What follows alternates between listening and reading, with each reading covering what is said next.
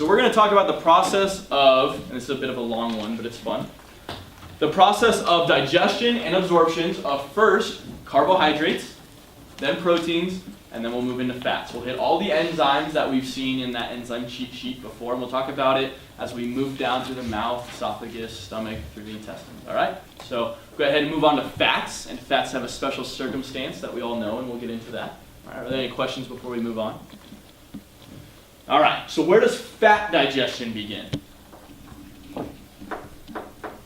In the mouth as well, just like the carbohydrates. Remember, we see that the stomach is where proteins start, but fats and carbs both start in the mouth, with mastication as the physical, and as the chemical or enzymatic breakdown we have for fats, lingual lipase. All right, we start that, and then we move down to the stomach, where we release another enzyme to break down lipids called gastric lipase. So now we've got two enzymes working on fat digestion. However, even though we've gone through the mouth and the stomach, up to this point, we have not been very effective with our fat breakdown.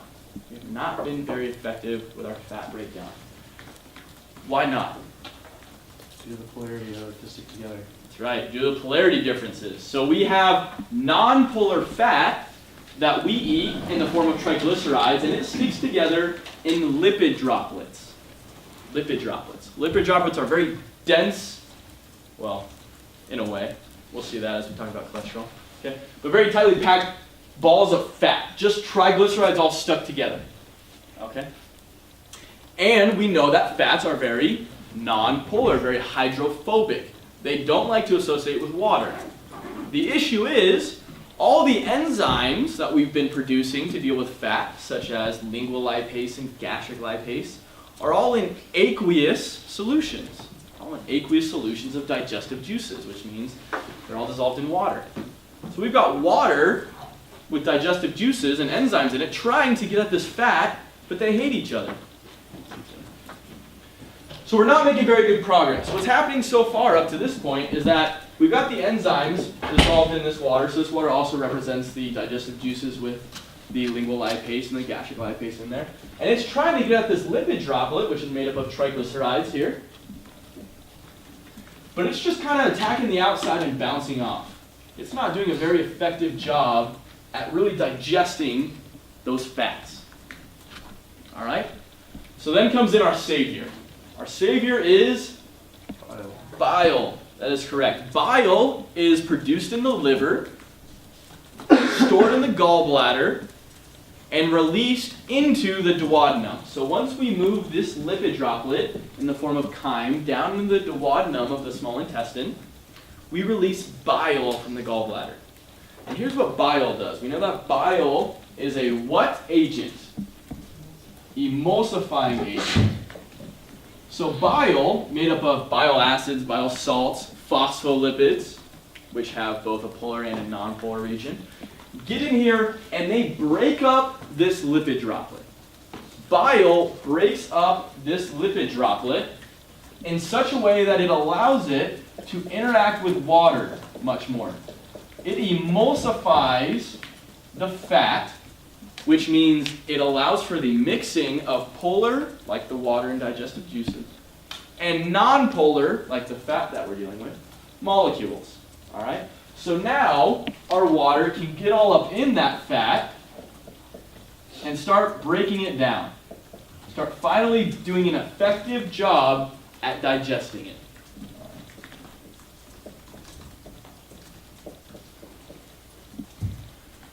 Now, emulsification is not the same thing as lipolysis. All right, lipolysis is the physical breaking and digesting of the individual triglycerides. Okay. But in order to do that, we have to emulsify the lipid droplet so we can let these enzymes be really active and start doing lipolysis. So let's quickly look at lipolysis and what happens. We'll use this triglyceride as a model. Okay. We have lipases whose job are to break these bonds that hold the fatty acids onto glycerol. That is lipolysis. When the enzymes dissolved in that water finally get to break these bonds. That's lipolysis. That's the fat digestion we've been looking for. Once we do this in the small intestine, we can absorb these contents into the mucosa of the small intestine. So we'll go ahead and we'll break these apart, and then that'll be flowing through the chyme that we have going through here. And we will absorb this not into the bloodstream yet, but we will absorb this just into the stomach mucosa, okay, just right in this area. At which point, we will undo all the digestive work we just did and put those bonds right back together to form a triglyceride. So what was the point of breaking it apart if you're just going to put it right back together? Got to absorb it. That's correct. Got to absorb it. A full triglyceride is too big to be absorbed into the stomach mucosa, the intestinal mucosa, through those epithelial cells, through the intestinal mucosa. So you have to break it apart into smaller molecules, smaller segments, that could be absorbed. And then once it was absorbed into that tissue, you put it back together in the form of a triglyceride, because that is the way we like to store fat. Not only do we eat it in that form, but we also store it in that form, the form of a triglyceride. Also called a triacylglycerol, which is where the A comes from in tag. All right? Triacylglycerol. Same thing as a triglyceride, so don't get confused there. All right? But now we're back to the original issue of these fats that we've just absorbed being nonpolar. And our highway system in our body, our transport system, our circulatory system, our blood, being made of water, so it is very polar. You can't transport efficiently a nonpolar substance in a polar highway system. So we need to do something about this. Okay? So we package a whole bunch of triglycerides that we just absorbed together into into a fatty ball called a chylomicron. The reason we package this up into a fatty ball called a chylomicron is because this chylomicron is a type of lipoprotein, which means it consists of some fat molecules and some protein molecules that allow it to have somewhat of a hydrophilic nature so that it can interact with the water in the blood, or as we will see, the lymphatic system first, and then allow for transport of these nonpolar molecules through a polar substance such as the blood. All right. So we package them up into chylomicrons, and instead of going into the blood directly, we go first into the lymphatic system. We dump all these chylomicrons into the lymphatic system. This lymphatic system carries these chylomicrons up towards our heart, to our thoracic duct, and there it will dump them into the circulatory system. The whole point of this was primarily to dodge the liver. And why would we want to dodge the liver with fats? Why would we want to dodge the liver with a high concentration of fat?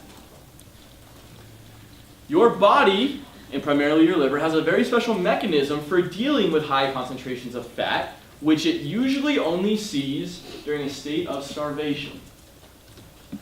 When you start to starve, your body will tap into your fat stores and start burning those for energy. When this happens, you get a high fat concentration in the blood, which is picked up by your liver. And your liver says, whoa, got a lot of fat, I need to start turning this into ketones. This will lead to a state of ketosis, which is helpful when you're starving, but is not ideal unless you need it. And if you just ate a meal that had plenty of fat in it, you definitely don't need the state of ketosis. Right?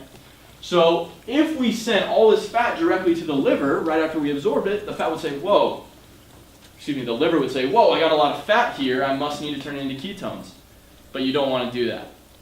So instead, you dodge the liver by sending it into the lymphatic system, bringing it up to the thoracic duct, dumping it in the circulatory system there, letting it spread out, and then by the time it makes its way down to the liver, it's pretty dilute.